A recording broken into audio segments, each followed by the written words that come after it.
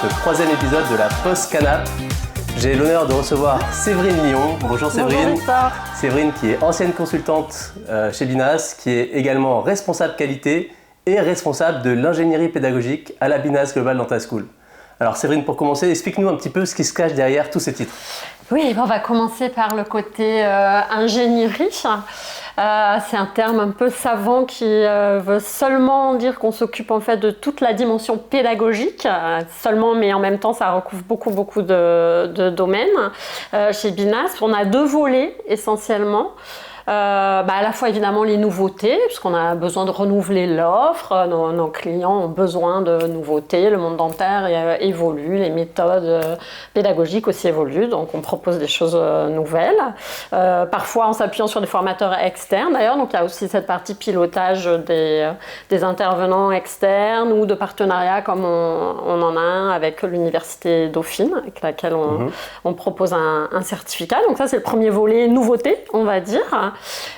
Et le deuxième volet, c'est toute la mise à jour de notre existence, sachant qu'on a déjà une offre qui est large et riche. Elle a besoin d'être renouvelée sans cesse, à la fois sur le fond, pour être vraiment prise directe avec les besoins du terrain et l'évolution du monde dentaire, et puis aussi sur la forme. Et c'est pas que nos contenus de formation, en fait, parce qu'on a beaucoup de supports, de protocoles, d'outils, de scripts, de manuels du cabinet, etc. Alors justement, c'est quoi la différence entre une formation et ce que nous on appelle la méthode Binas? On entend le mot méthode, ça veut dire quoi? Voilà, très bonne question Victor. Parce qu'une formation tout court, en général, c'est plutôt quelque chose qui a lieu sur un temps donné, avec un apport de contenu, de savoir et de compétences. Mais souvent, on est un peu laissé tout seul pour appliquer derrière. C'est très bien, mais c'est ponctuel. La méthode, il y a une logique pédagogique qui est beaucoup plus construite. Déjà, ça s'étale sur une année complète. Et à la fois sur le fond et sur la forme, c'est pensé pour que ce soit applicable de manière très concrète sur le terrain. Mais surtout que chaque cabinet est vraiment différent. Donc comment est-ce qu'on ne tombe pas dans le standard quand on a une méthode, justement ? Alors, c'est tout le jeu d'équilibriste qu'on doit faire. Déjà, sur le fond, on aborde différentes thématiques qu'on appelle chez Binas les systèmes organisationnels, qui s'imbriquent un peu tous les uns avec les autres. C'est un peu comme un puzzle qui se met en place au fur et à mesure des avancées pédagogiques. Donc il y a une base commune en fait, il y a une base solide et fondamentaux que tout le monde doit maîtriser et connaître pour être efficace. Et ensuite, effectivement, ça va s'adapter au contexte de chaque cabinet, et aussi de chaque équipe, sur patientèle, en sous-patientèle, en campagne, en ville, et ça c'est tout omni, ortho, en fonction de la spécialité, et c'est tout le suivi notamment pédagogique qui est fait par les consultants formateurs de manière extrêmement régulière et rigoureuse, avec vraiment des points clés à vérifier, mais aussi beaucoup d'écoute de nos clients. C'est là où l'adaptation se fait, et il y a une zone de flexibilité, de souplesse évidemment. Dans les systèmes, pardon je te coupe, dans les systèmes, qu'est-ce qu'on entend? Donne-nous des exemples de thèmes qui sont mis en place par les cabinets, et en quoi ils sont, selon toi, interdépendants, comme tu disais tout à l'heure. Alors, on tourne globalement autour de 6 grandes thématiques qu'on appelle les systèmes organisationnels. On pourrait en rajouter quelques-uns, mais c'est essentiellement 6.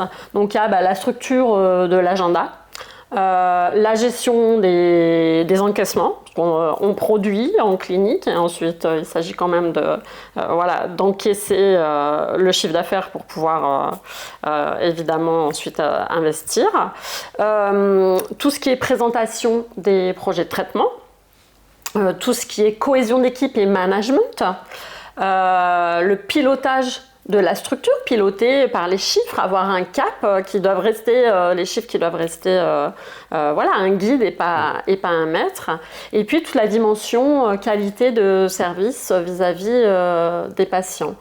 Alors du coup, est-ce que tu peux nous réexpliquer en quoi tu disais tout à l'heure que les systèmes étaient interdépendants? Qu'est-ce que ça veut dire concrètement dans le quotidien des cabinets? Alors oui, je peux donner un exemple sur l'impact d'un système mal géré, par exemple, et en quoi ça influence les autres.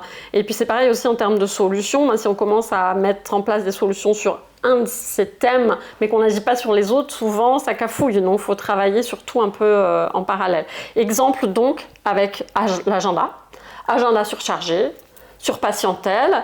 Quand c'est comme ça, si j'ai trop de rendez-vous par jour, j'arrive plus à intégrer mes plans de traitement, ça va avoir un impact déjà sur la gestion des plans de traitement parce qu'ils n'avancent pas suffisamment rapidement pour mes patients. Donc ça peut même avoir des conséquences d'un point de vue clinique. Impact sur la cohésion d'équipe parce que tout le monde est un peu comme ça, tout le temps stressé, pas savoir ce qui va arriver, trop de rendez-vous dans la journée, c'est beaucoup de stress en général pour les équipes. Ça peut avoir aussi un impact sur le pilotage du cabinet. Ça veut dire en général que c'est pas très bien structuré au niveau de l'agenda et souvent plus je dépense de l'énergie comme ça avec beaucoup de rendez-vous par jour et moins je suis rentable. Donc en termes de pilotage, on va le lire et puis souvent j'ai plus le temps en tant que praticien de prendre du recul, de me poser, de réfléchir, de savoir ce qui va bien, ce qui va moins bien et où je vais, voilà, par exemple. Et du coup, selon toi, en réglant le problème sur un des éléments, un des systèmes, par ricochet, est-ce qu'à l'inverse du fait que c'est des problèmes en cascade, ça règle les problèmes en cascade quand on travaille sur un système, puis l'autre, puis le troisième ? Exactement, oui, complètement. Alors après, ça se fait pas d'un coup de baguette magique, ça demande du travail et puis souvent il faut faire des essais, erreurs, corrections, voilà. Mais oui, si j'arrive à mieux structurer mon agenda en ayant des rendez-vous qui sont vraiment efficaces, plus longs pour les patients, donc c'est moins de stress pour l'équipe, c'est aussi des patients mieux pris en charge.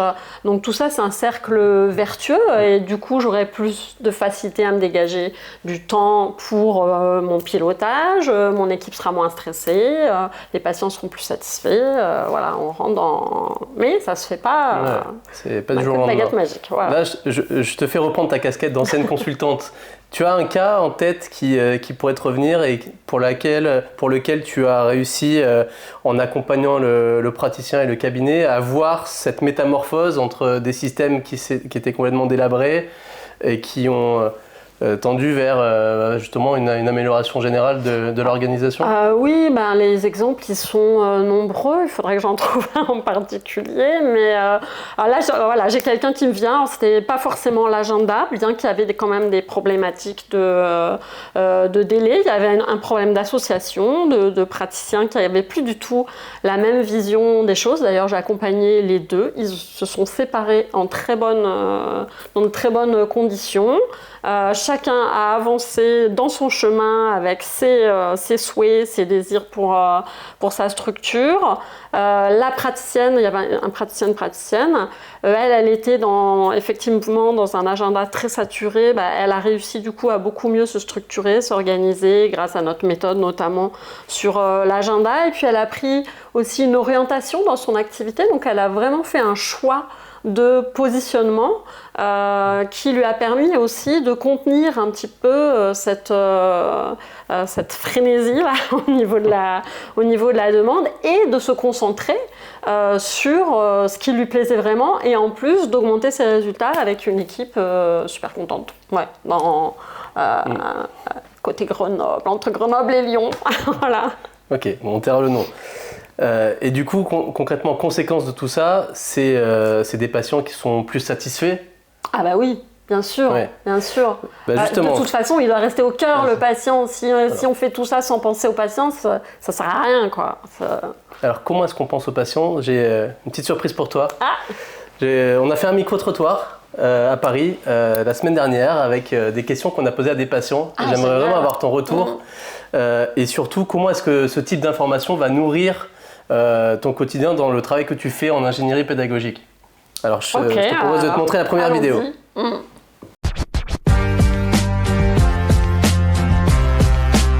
Alors là, je viens de déménager, donc j'ai choisi sur Doctolib, la proximité. Par connaissance, c'est un dentiste familial. Écoutez, c'est une vieille histoire, c'est par relation. Ah, par relation, ok. Par relation, c'est une amie d'amis. Ah, c'était des voisins en fait. C'est des conseils de voisinage. Alors j'ai choisi mon dentiste parce que je travaille dans une mutuelle d'entreprise. Et dans la mutuelle, il y avait des cabinets dentaires. Sur Doctolib. Par proximité. Parce qu'il avait des disponibilités, du coup, premier dentiste que j'ai trouvé. Alors, bah oui, les 2 points qui ressortent, c'est la disponibilité rapide et par recommandation, par relation. Donc l'impact, c'est le travail que peut faire un cabinet sur toute sa qualité de service, le service au patient. Plus je vais bichonner mon patient, plus je vais être rigoureux dans mon approche, avec des règles claires, plus je vais être dans l'humain, créer une vraie relation de confiance avec mon patient, il va finir satisfait et il va en parler autour de lui. Et puis c'est aussi au cabinet quand même de déclencher un petit peu cette recommandation, parce que des patients satisfaits, il y en a beaucoup dans de nombreux cabinets, mais il faut qu'ils pensent derrière à dire « Ah bah oui, c'est vrai, tiens, si j'en parlais autour de moi, si je recommandais, si je mettais un bon avis Google. » Donc nous, on met en place des choses aussi avec les cabinets pour qu'ils incitent leurs patients satisfaits, et ils le sont de manière générale, à recommander et à faire part de leur satisfaction autour d'eux. Non, c'est important dans le sens où souvent les praticiens se focalisent sur la qualité clinique, mais on se rend compte que les patients sont incapables de faire la différence entre un excellent praticien, un bon praticien et peut-être même un praticien moyen. Tant qu'il n'y a pas de gros problèmes et de grosses douleurs, en réalité, c'est sur tous les autres aspects que le cabinet va être jugé. Donc ça, c'est un gros travail. Souvent, on parle de marketing comme un gros mot, sauf que dans la réalité, on parle d'expérience patient et de fidélisation. Donc au final, c'est quand même un aspect à ne pas négliger. Oui, complètement. Puis on a beaucoup de praticiens qui sont effectivement très attentifs à cette dimension clinique, qui se forment énormément en clinique et qui pensent que c'est ça qui fait tout, comme tu le dis. Ils en oublient le reste, mais il faut les deux. Parce que parfois ils ont des exemples. Ah oui, moi, mais l'autre praticien là, en face, il donne des jolies pochettes, il a un super beau cabinet, mais en fait ils reviennent chez moi. Ben, pourquoi ils reviennent chez vous? J'avais lu cet exemple concret. Ben, pourquoi ils reviennent chez vous en fait? Ces patients, non mais lui il fait du marketing, ouais, mais alors donc pourquoi ils reviennent chez vous? Bah parce qu'ils sont pas sympas et puis ils s'entendent pas bien entre eux. Je sais, bah ça c'est pas du marketing, ça c'est la cohésion d'équipe et c'est l'attention qu'on porte aux patients, c'est de l'humain, ils sont pas dans l'humain, donc ils sont pas dans le service. Autre vidéo, ça te dit? Allez. En fait, là, nous actuellement, le dentiste qu'on a, comme il connaît bien notre famille, il nous propose des rendez-vous quand même assez rapidement. Ah. Donc en quelques semaines, quelques jours? Oh non, quelques jours. 4 à 5 mois. Ah, ça dépend de l'urgence, je pense, de la situation, mais globalement, dans la semaine à venir. Ok. Donc si je demande un rendez-vous, j'aimerais l'avoir soit dans la semaine, soit la semaine d'après, quoi, à peu près. Moins de 2 mois. À Paris, c'est rapide. En province, c'est pas le cas. Les délais d'attente, gros sujet. La question de la disponibilité, gros sujet. On voit clairement qu'on est dans une société où tout doit aller vite. Donc, le milieu dentaire doit s'adapter à ça. Et pourtant, c'est pas toujours simple, surtout dans des zones de sous-démographie professionnelle. Donc, dans ces zones-là, quand même, les patients sont plus indulgents parce qu'ils savent, de toute façon, ils ont du mal à obtenir un rendez-vous. Mais le biais, souvent, c'est qu'on a tendance à délaisser la qualité de service parce que, de toute façon, les patients camperaient devant un cabinet pour venir. Et ça, c'est une erreur parce que ça évolue.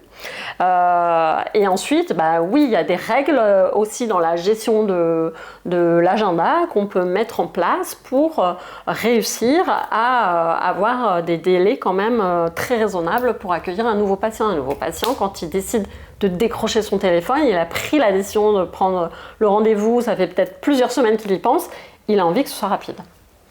C'est pas facile. Du coup, pour revenir, j'aimerais que tu reprennes ta dernière casquette de responsable qualité chez Binas et que tu nous dises un petit peu comment ce type de feedback patient ou comment d'autres éléments que tu peux collecter au quotidien t'aident à t'assurer en fait que ce qu'on recommande, que la méthode Binas, que les outils qu'on propose, que les protocoles qu'on met en place sont adaptés à la réalité du quotidien des cabinets. Oui, bah de toute façon, ça fait vraiment partie intégrante de ce poste, de cette mission. Sans le terrain, on ne peut pas construire des contenus pédagogiques qui soient cohérents. Et le terrain, c'est beaucoup de choses. Alors, il y a déjà toute une veille qu'on peut faire, une veille sur l'actualité du métier, la profession, une veille aussi sur tous les outils pédagogiques qui existent, parce qu'il y a le fond et il y a la forme. Ça passe aussi par tous les contacts avec les cabinets qu'on a et qu'on connaît, qu'on accompagne, qu'on a accompagné, les prospects qui nous font leur retour terrain, les consultants formateurs aussi qui sont en prise directe, qui vont en audit dans les cabinets, donc on est très à l'écoute de tout ça. Et puis on a aussi nous des process en interne d'évaluation autour de notre méthode et de toutes les formations qu'on fait, au début, au milieu, en cours de formation, à la fin, un suivi des réclamations quand il y en a, ça arrive partout, pour bien comprendre ce qui s'est passé, pourquoi, qu'est-ce qu'on aurait pu améliorer, à quel moment, à quel niveau de la formation. On est sans arrêt en mouvement, de toute façon, c'est une matière qui bouge, la formation. Et dernier point, je continue sur la partie qualité. On a beaucoup parlé des praticiens, mais il y a aussi les équipes que beaucoup ont tendance à oublier, mais qui représentent quand même la colonne vertébrale également du cabinet. Et donc une bonne organisation passe par une équipe engagée.